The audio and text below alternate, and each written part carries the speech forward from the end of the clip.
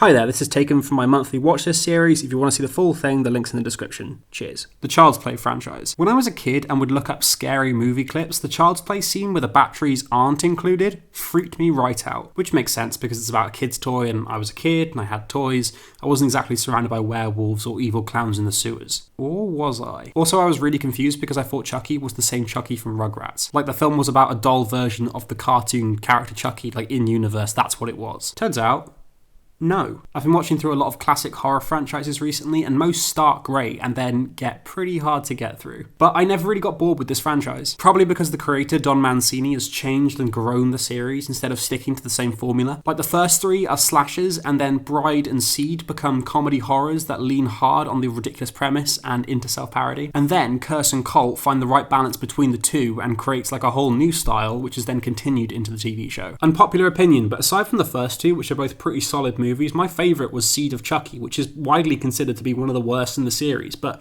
here's a film lesson.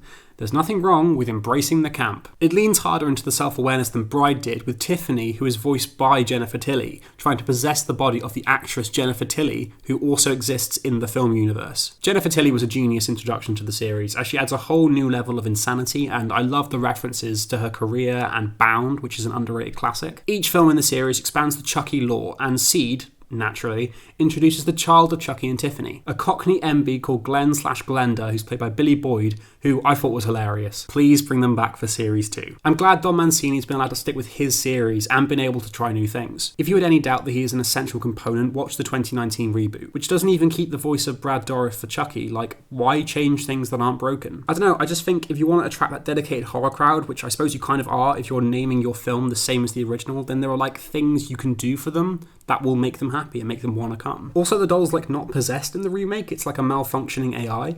Yep, here's your problem.